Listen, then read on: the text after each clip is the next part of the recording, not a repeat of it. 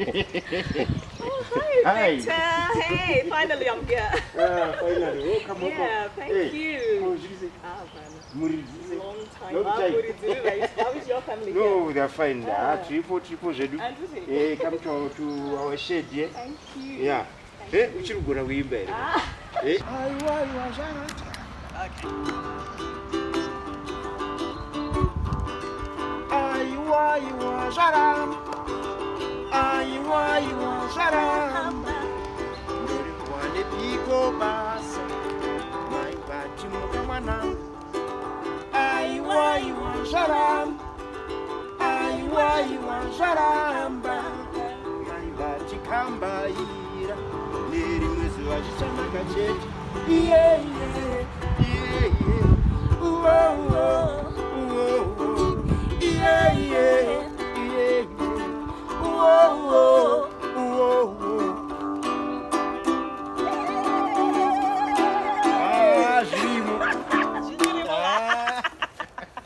Oh my God, those were the days. Oh my God, Chichi Maskana. Then stage, yeah, But I don't get Safirio na oh yeah.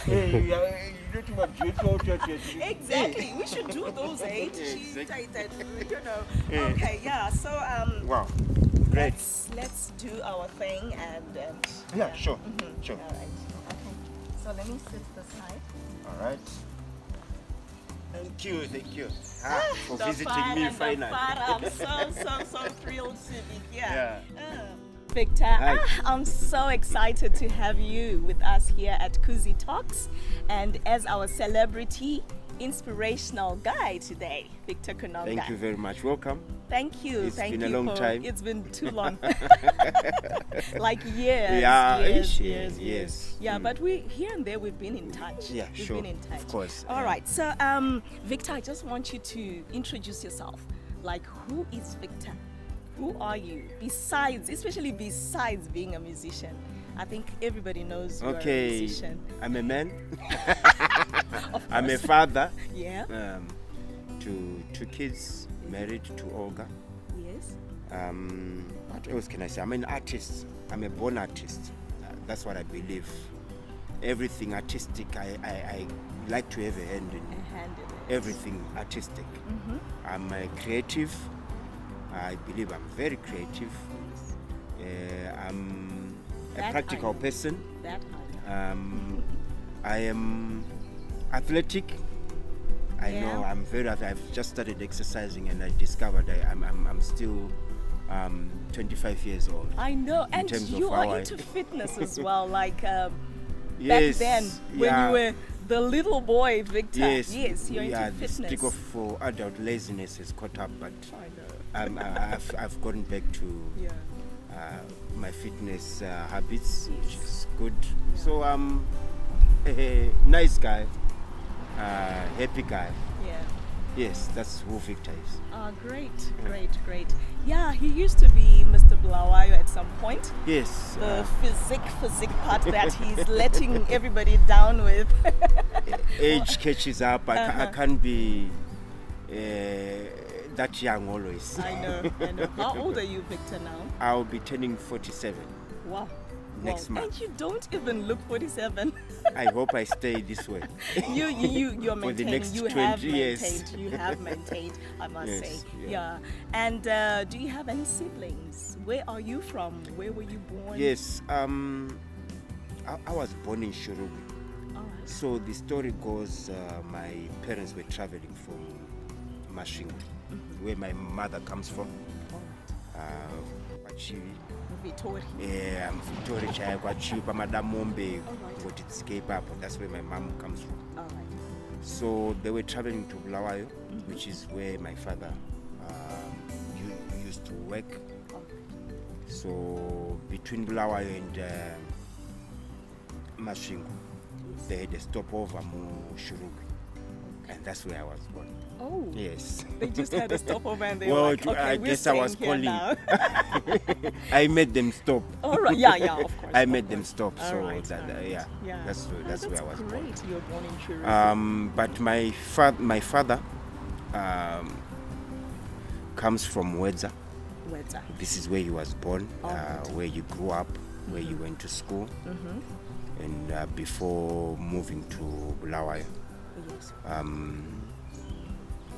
I need to find out where they actually met with my mom. Okay. But they made a decision to go and stay in Bulawayo. Okay. That's where I also grew up. But Probably. my mom went into teaching just before independence and after independence. Okay. And she was teaching at a school in Wedza. All right. So during the school days, I would be with my mother because she used to stay at the school. Yes. And during the holidays, would then go to Bulawayo where my Where your dad was. dad was. Okay. So it was a nice cross-culture kind of thing, Yeah. where I was exposed to the Bulawayo ghetto life and to the rural life in Rural Wedza. life of Manicaland, right? It's yeah, Manicaland, right, Mashonaland East. Is it Mashonaland East? Yes, it's Mashonaland East. Yes, it's like Mashonaland. almost at the boundary. Yeah, right? Marondera, Boundary. Wedza, yeah. Yeah. Yes. All right. So all that's right. where I basically get my roots from, Okay. where I was exposed to what I think influences what I produce. Is it? Yeah, that rural experience Yeah. and that interaction with The what urban. happens in the rural and urban Yeah. areas. Yeah. Yeah. Okay. Oh, interesting. So you then grew up like after school. What happened? You went to college. Right. Or what happened? I initially I was at St. Margaret's primary kunonzi kuchigondo ndokwandakadzidza my grade Wedza. 1 to kuwedza grade Yeah. 1 to grade 4 Yes. ndopaidzidzisa mai vangu. Then my father, well, the family house in Bulawayo was Kumpopoma. Empopoma. Yeah, so Empoyes. All It's right. called Empoyes. Employees. Okay. Slang for Yeah, Mpopoma. Mpopoma people, Yeah, are you there? Mpopoma. Employees. Is it correct? Yeah, Employees. Empoyes, but Mpopoma. Mpopoma, yeah. All right. So, like I said, during the holidays, stay to Mpopoma, Yeah. and school days to go to Wedza. And then my parents then moved to Sostown. They got a family home in Sostown. Yes. And I was also moved from Chigondo to Sostown to a school nearby the family house. Okay. So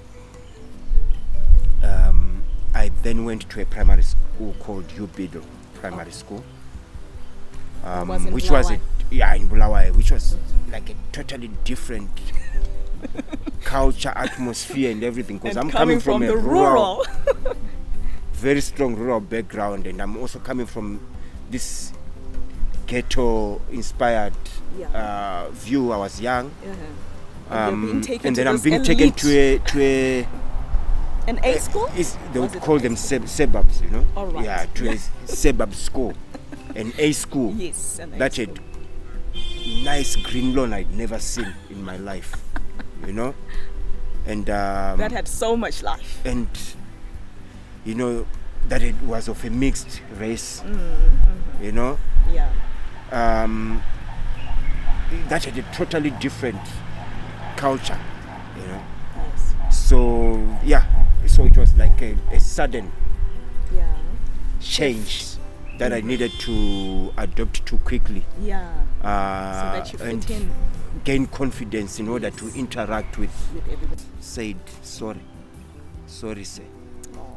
And why aren't you coming for sports? And all I could say was sorry, sir. Fortunately, he didn't hit me, but he hit his desk. So he was hitting his cane on his desk. I want you to come for sports, okay? This afternoon. So I went home, told my mom that I was almost, caned for not going for sports. So whatever sports kit we need to get, please, I have to now go. Yeah. So that's how I started going for sports and realized that I was more athletic than everyone in the school. You see what fear does. And I was like, and everyone was surprised by me. Who is this guy and why is he better at everything? Yet we were not seeing him in anything before. My advantage was I was coming from a much more rougher environment and competing with older people. All right. So I was physically superior. Yeah, wow. Nekufudza mombe kwandaita and everything, so it was a rough actually life. Helped. Quickly hot sitting, you know, ku St. Margaret's. Is it? Okay. So I would start class at like 12, towards and 4, and I would make sure I walk back to the village. At that young age, so pane pandaitozoti shamwari dzangu dzese dzasara ndosara ndandega manje and it would be getting dark. So you had to run to I make sure you get home early. Yeah. Pane makwenzi, painzi, pane mabhinya, you know, all those things, and who cared? Thank God nothing actually happened to you. Yeah. Fortunately. Yeah, that's how God does his things. Yeah. Okay. So that's how I gained the confidence. I'm actually good at this. And now because we're superior, the attention turns to you. Yeah. You see now. And that then you become even more confident. It just boosts your confidence. Yeah, it's true. That's how I... Very interesting. Very interesting. So you automatically just fitted into the environment. Eventually I was okay. Now I could speak the language of my peers very well because I was from Popoma. Those from Vaitaura Shona I could speak. So I had all the advantages now. English. Ndebele come from Popoma. I could be friends with everyone. anyone in the area. Which was an advantage. Yes. So what I'm learning from what you've just explained is, you know, our fears or the things that we're inferior about, if only we get the exposure, the right exposure at the right time. Absolutely. And we are pushed. Yes. We are pushed to do things. Yes. You have no idea how much you can excel in the things that you're afraid of doing. In fact, I've been saying to people that had I been in Wedza up to my high school, maybe I would not even be the Victor Kunonga that people know. Ndaka kurumidza kurora, ndaka vaka musha ikoko Wedza ikoko, ndakati ndine family ndikoko ndisabuku andikuona manje. So I believe there's a whole lot other kids who are like me.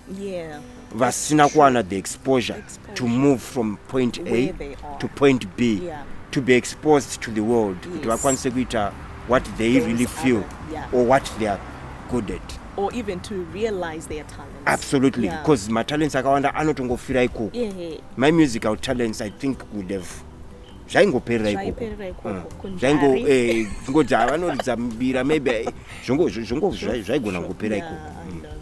So exposure is very, very important. I think it's the key thing in life. You can get yourself out of anywhere to be something. Out of anywhere to be something.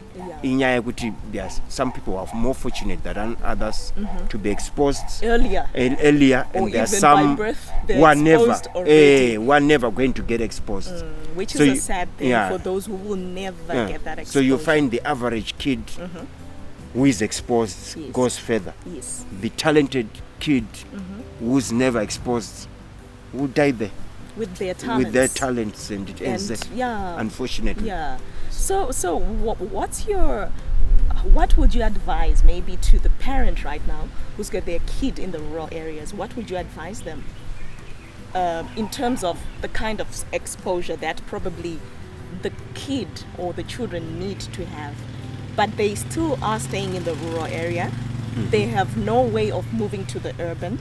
What kind of advice would you give them to get their children exposed? whilst You they're know, learning it's at the very, rural school. it's very difficult for parents who are in a rural setting, Yeah. because they themselves may not understand what may be going on nemwana wavo. Anoona ngachimhanya kuchikoro,